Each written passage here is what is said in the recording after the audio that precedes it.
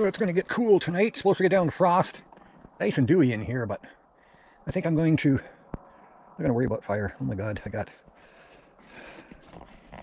haven't been in here for 4 days.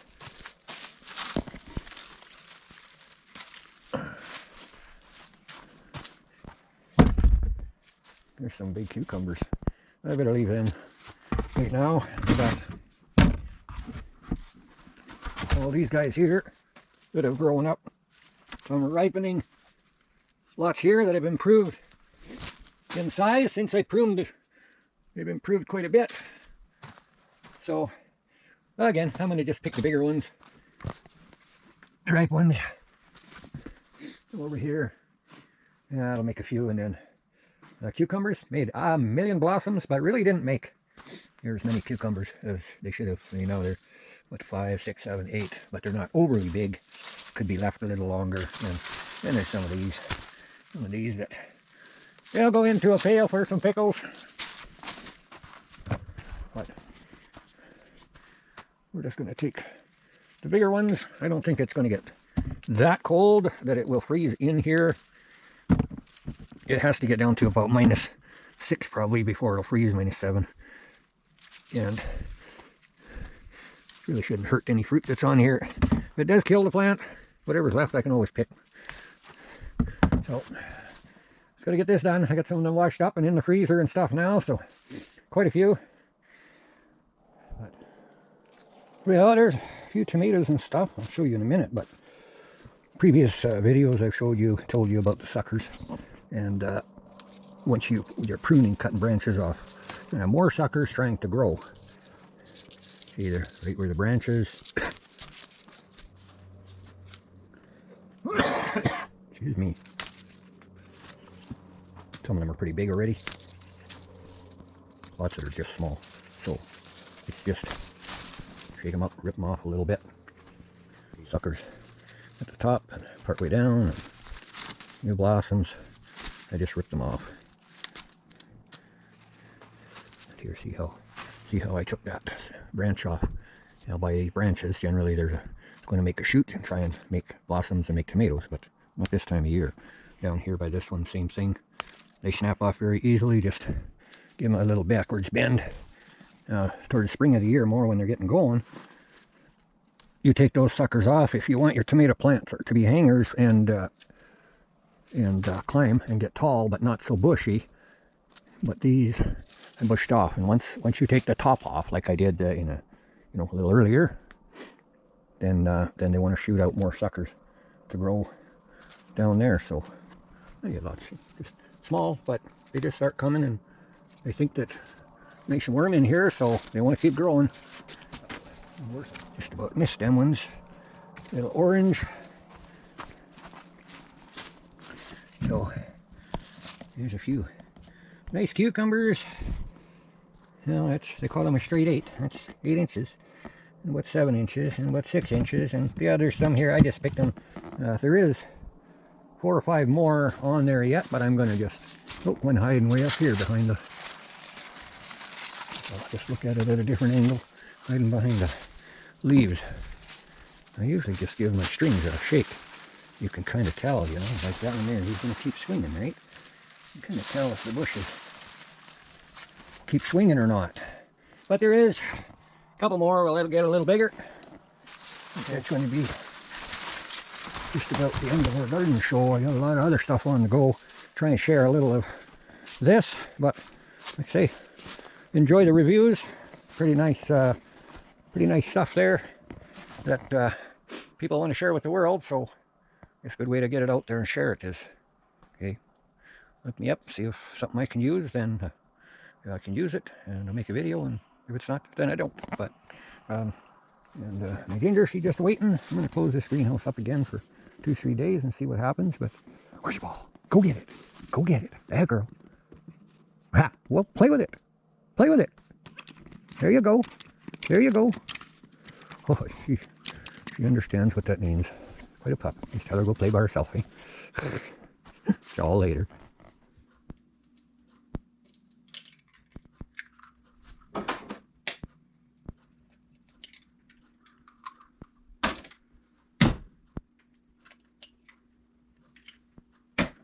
Got some leftover hamburger I fried up last night.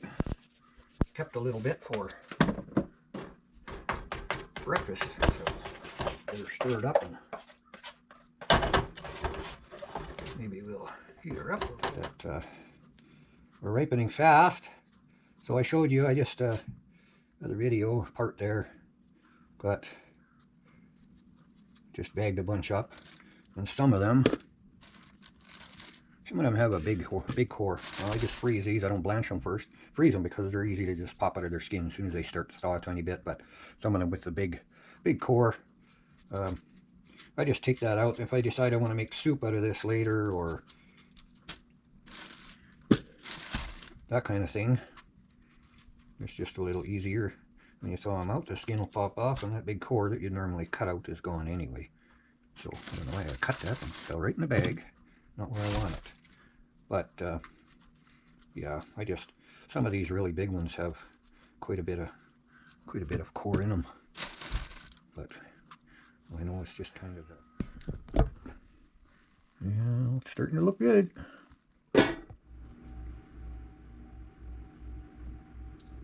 Well, today starts. Well, this afternoon is going to be eeny, meeny, miny, mo. Got to be comfortable. Might use a chainsaw. God, I like them. They're so comfortable just to wear around. I hope the weather don't turn into that. Maybe we better take these ones today.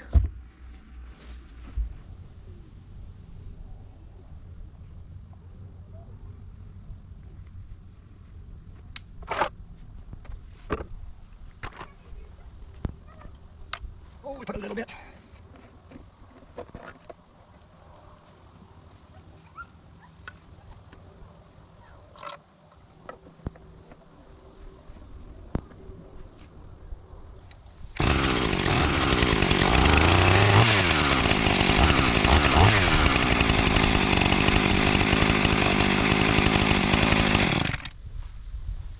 We're going to try out that little tape measure and we'll see where we cut logs and try and get some lengths, and I'm going to see how the laser works on that. So, we're going to fall any trees today.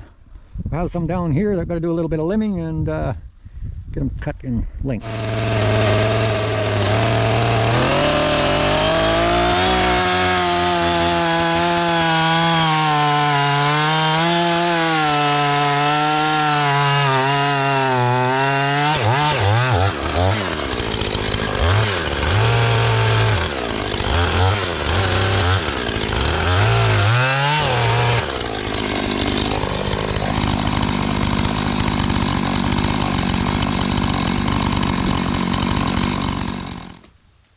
So what I'm going to do later on,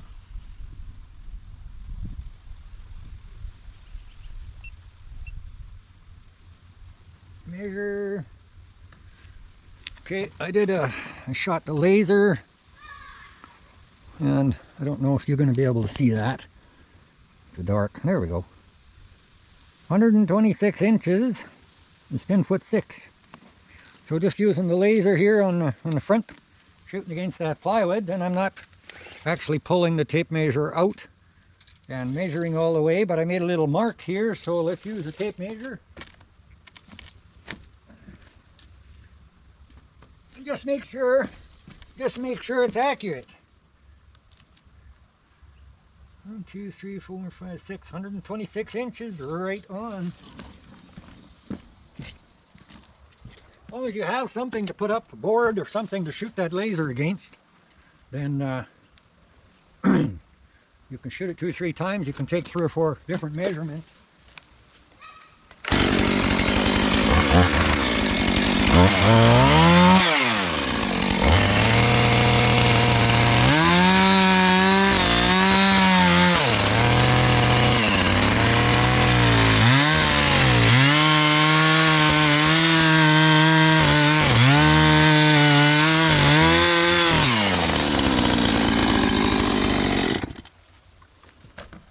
Yeah, that is 10'6", other than where I cut it, a little crooked, but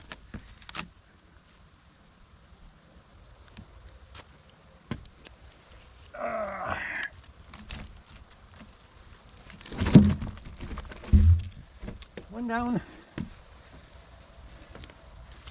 Well,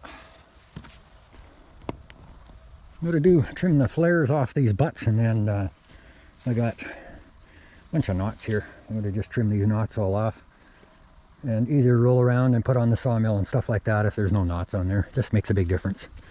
Much, much easier. So a little cleaning up to do.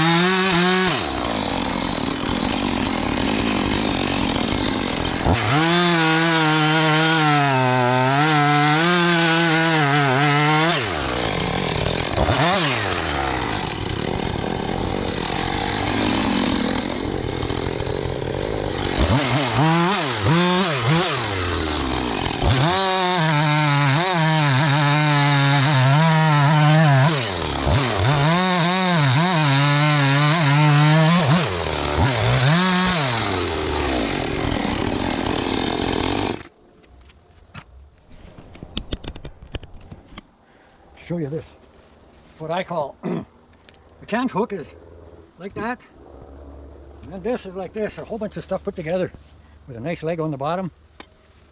It's got a short handle for small logs. You'll see me put my big handle on, because I know with big ones you need a little snipe action. I just welded and bolted all kinds of crap together. We're going to see if we can get a pull on that and roll that log. Big ones, like I say, then we put a snipe on, rock that down in there. Now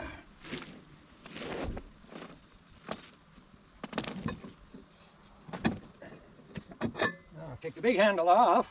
I can just roll that over like that. It stays there really nice. This is a big log. That's heavy, that's green. It's about 16 inches one way, 14 inches the other at the butt.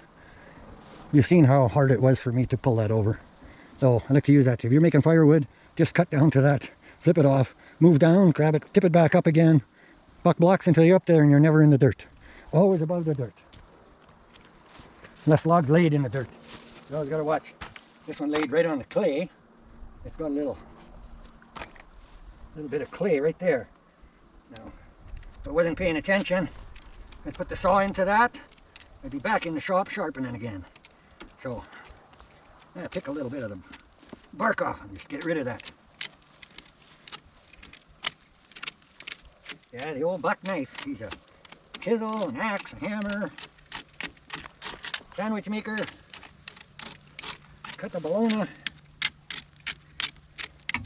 I got that cleaned up pretty good just because I want to make one cut here. It's really belled. So I'm going to make one cut. And I'm just going to make a short block.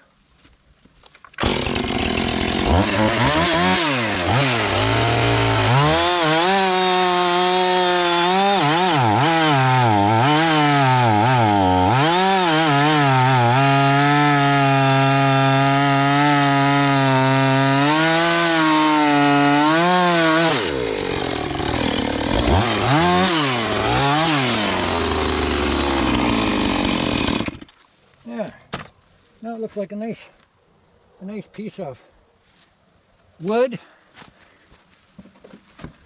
Now we're going to throw that plywood up here. You know, you can have a log or a block. You know, you probably can't see what I'm doing from that angle, but I'm going to just shoot the laser and then make a mark at 126 inches. So I've got a pen Got a tape measure with a laser on it. So I'm about, laser on, we are going to measure right here. Oh, too far. 132. Need 126, so we just move back to here.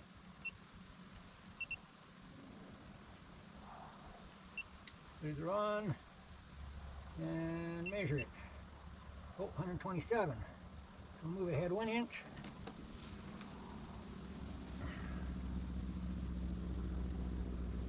And make a mark. 126 inches. I didn't have to pull the tape measure out. I could, but you know, until you use it a few times and you're going to trust in it, you pull that out, and we are right on the mark. 126 inches.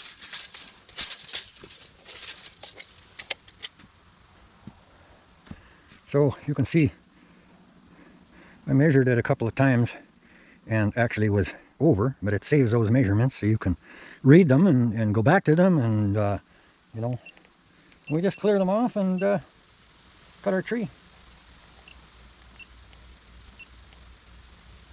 Just push a button, shuts it off. I'm going to cut that tree off, and I want to keep it up off the ground. We're cutting another one, but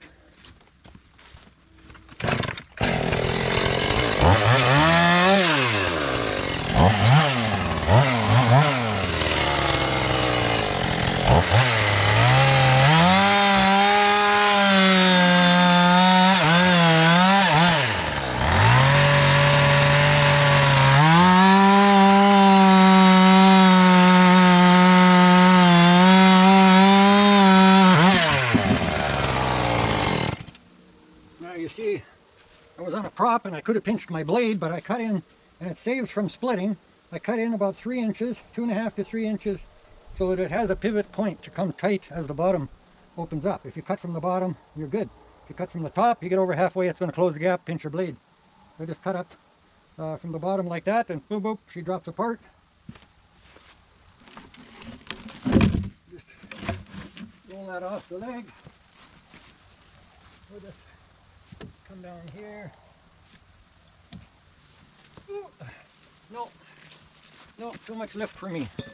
So, gotta get the snipe, but I'll show you. Just, well, this thing works. It works awesome. Just put snipe on there. Oh, low spot here. It doesn't want to stay. Take the snipe off and see if we can get it to stay. Let's get that tree to turn just a little bit. The snipe comes off, so uneven ground, bit of a ditch there, so my handle hit and it wouldn't quite go all the way, but that works. So I'm going to just use a tape measure. We can hook on. We got a 16-foot tape measure on this little.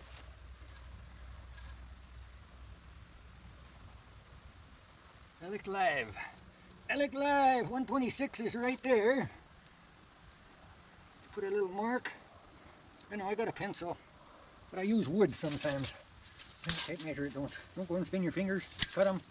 And you can just push a button. Goes in slowly. This one we're going to do a little different. You understand? I have my brace behind where I'm cutting. If I just cut from the top, then when it gets close to the bottom, the weight of the log is going to pull down, and it can splinter out 2 or 3 inches. And I want to mill these. I don't want them to split. So in this case, I'm going to do the opposite. I'm going to cut from the bottom a little bit, and then we're going to cut from the top.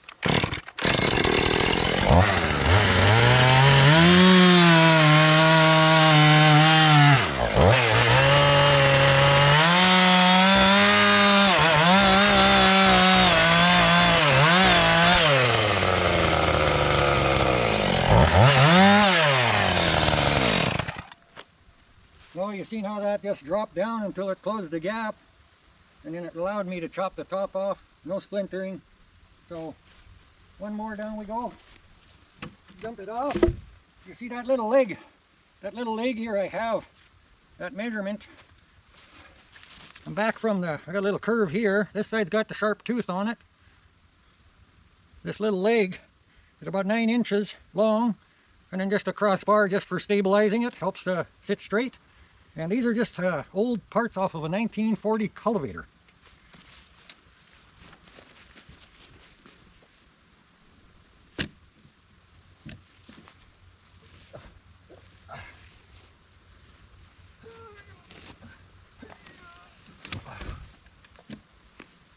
Well, that log is heavy. Even it's smaller, it's still heavy.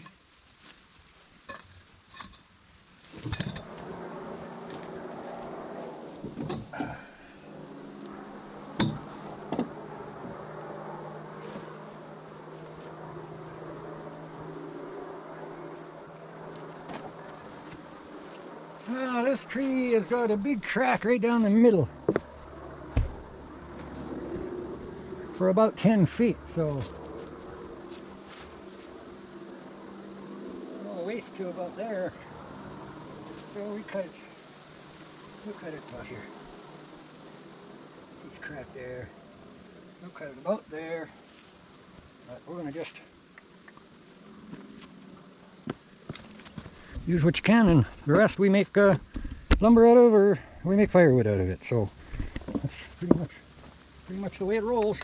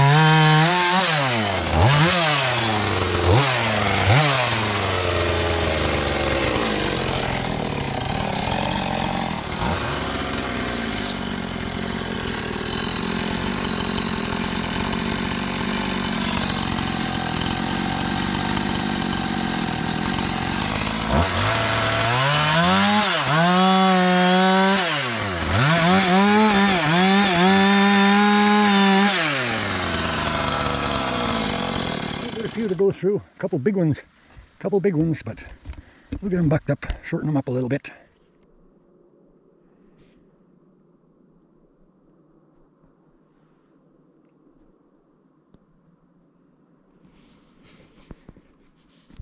We are in the bush today.